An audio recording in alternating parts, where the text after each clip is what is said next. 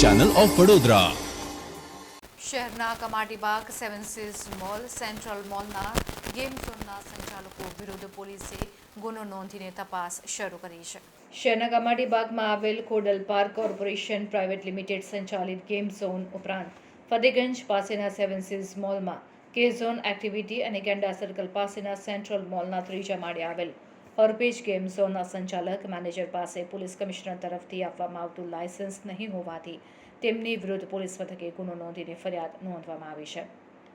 પાલિકાની હદમાં આવતા તમામ ગેમ ઝોન ખાતે આકસ્મિક દુર્ઘટના ન બને તે માટે ચીફ ફાયર ઓફિસરના સંકલનમાં એક સમિતિની રચના કરવામાં આવી હતી.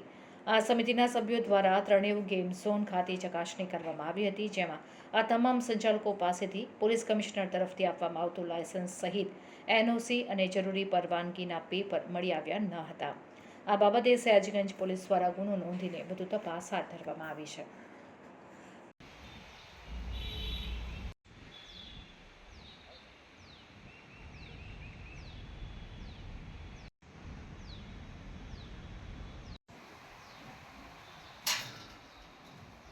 હા, એના માટે આપણે જે 2019માં હું પોલીસ ભવનમાં અરજી કરેલી હતી લાયસન્સ શાખામાં. 2019માં અરજી કર્યા બાદ આપણે ત્યાં જરૂરી જે દસ્તાવેજો હતા એ બધા હું સબમિટ કરાયેલા હતા.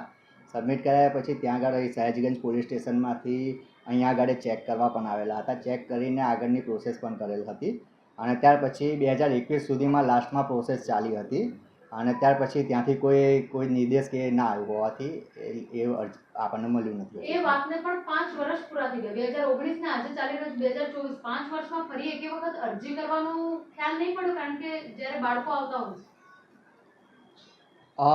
પાછી આપણે અત્યારે 5મા મહિનામાં ફરીથી પણ અરજી કરેલ છે અને એ પ્રોસેસમાં હતી એટલા માટે આપણે બીજી વખત અરજી નથી કરી.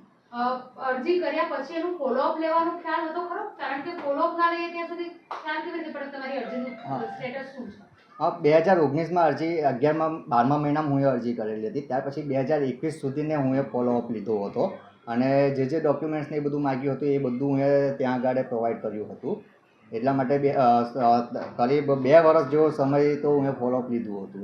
અચ્છા, 2019માં આપણે અરજી કરી, બરાબર? 2013 થી આપણું ગેમ ઝોન ચાલી રહ્યું છે. એ 6 વર્ષ દરમિયાન અરજી કરવાનું કે પરવાનગી લેવાનો વિચાર કેમ નહીં આવ્યો? હા, એ વખતે એ પહેલાં બીજા મેનેજર હતા એટલે એ વિશેનું મને બહુ ખ્યાલ નહીં. હું 17માં જ્યારે એનો ચાર્જ લીધો ત્યાર પછી મારા નોલેજમાં આવ્યું કે આ બાબતની આવી રીતના પોલીસ પરમિશન લેવાની હોય છે. તો 2019માં હું એના માટેની અરજી કરી હતી.